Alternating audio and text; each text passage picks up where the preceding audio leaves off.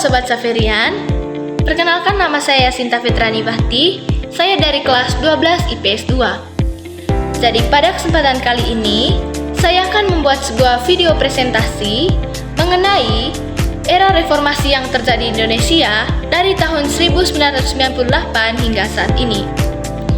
Alasan saya memilih periode ini daripada beberapa periode sebelumnya, karena menurut saya, era reformasi adalah era yang sangat membawa pengaruh atau perubahan yang sangat besar bagi kehidupan bangsa Indonesia dari tahun 1998 hingga pada saat ini.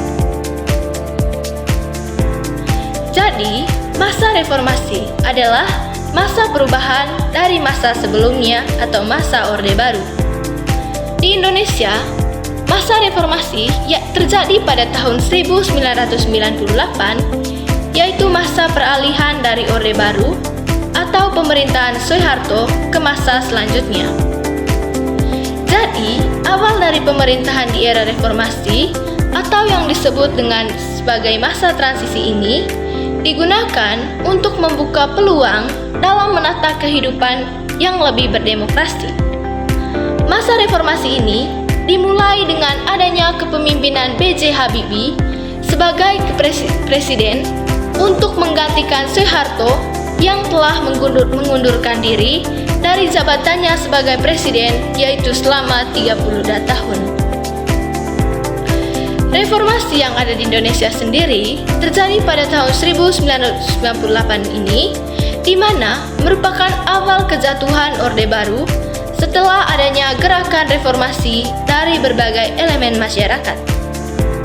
Reformasi yang terjadi tersebut disebabkan oleh semakin banyaknya krisis yang terjadi seperti krisis politik, ekonomi, hukum, sosial, dan juga krisis kepercayaan masyarakat terhadap pemerintah yang ada. Krisis ini juga disebut dengan krisis multidimensional, yaitu krisis yang meliputi berbagai aspek kehidupan. Selanjutnya, saya akan membahas mengenai ciri-ciri utama masa reformasi. Masa reformasi ditandai dengan yang pertama, kebebasan berkumpul, berserikat, dan berpendapat. Masa reformasi mengedepankan kebebasan dari warga negara.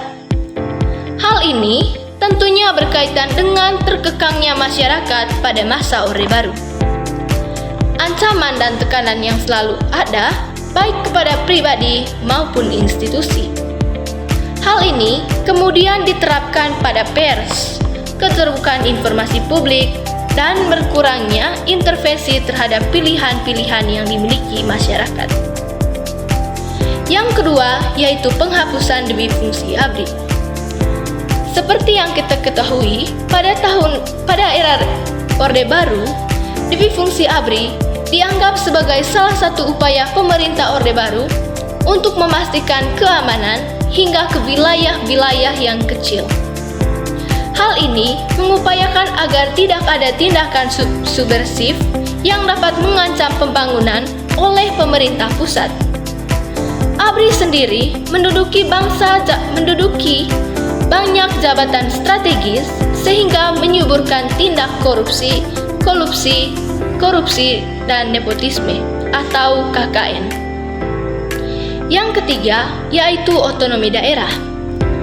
Otonomi daerah juga merupakan ciri utama pada masa reformasi. Sistem sentralistik yang mencegah daerah-daerah memiliki banyak pilihan selain mengikuti komando pemerintahan pusat. Sehingga banyak daerah potensial tidak dapat merealisasikannya untuk kemakmuran warganya sendiri. Hal ini juga berlaku untuk daerah rawan konflik seperti Aceh, Papua, Maluku, dan Timur. Hal ini tentu saja membawa dampak negatif bagi Indonesia, di mana jika tidak ada kebebasan dari berbagai daerah di Indonesia untuk mengembangkan wilayahnya sendiri, maka otomatis jika pemerintah melakukan pembangunan yang berpusat di daerah-daerah Jawa dan di sekitarnya, maka hal ini akan menimbulkan banyak perasaan. Hal ini akan menimbulkan wilayah-wilayah di luar pulau-pulau tersebut akan akan merasa diterbelakangi oleh pemerintah atau didiskriminasi. Hal ini tentunya akan secara tidak langsung akan memecah belahkan kesatuan dan persatuan Indonesia atau hadirnya berbagai tindakan separatisme. Yang keempat, munculnya lembaga independen.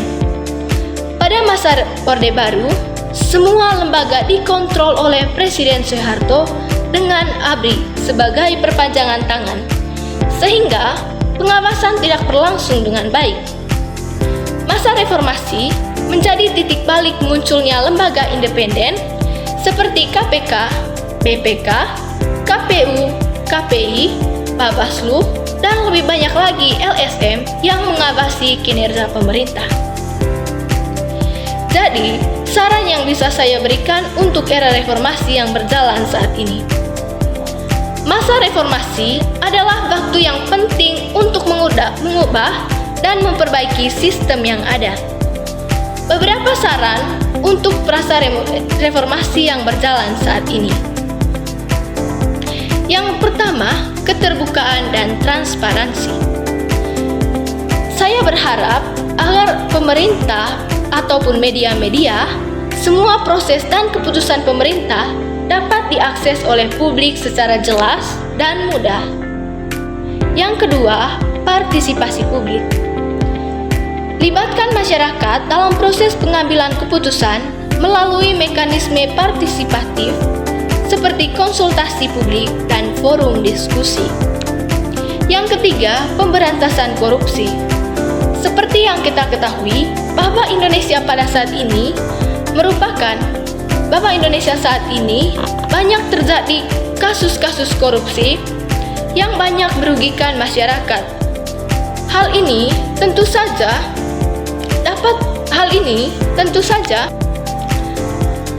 dapat mengancam pembangunan di Indonesia maupun keseimbangan politik yang ada. Bentuk-bentuk lembaga independen dan mekanisme penegakan hukum yang kuat untuk memerangi korupsi. Penguatan institusi demokrasi. Bangun dan perkuat lembaga-lembaga demokratis seperti parlemen, pengadilan yang independen, dan media yang bebas. Yang kelima, pendidikan dan kesadaran masyarakat. Tingkatkan pemahaman masyarakat tentang hak-hak mereka. Proses politik, pentingnya partisipasi dalam pembangunan negara. Dan yang keenam, pembangunan ekonomi inklusif. Pastikan bahwa kebijakan ekonomi yang diadopsi memberikan manfaat kepada seluruh lapisan masyarakat, termasuk masyarakat yang kurang mampu. Demikian pemaparan materi yang dapat saya sampaikan pada kesempatan ini. Semoga apa yang saya sampaikan dapat memperdalam dan mengasah pengetahuan dan wawasan saya, terlebih khusus juga untuk kita semua. Sekian dan terima kasih.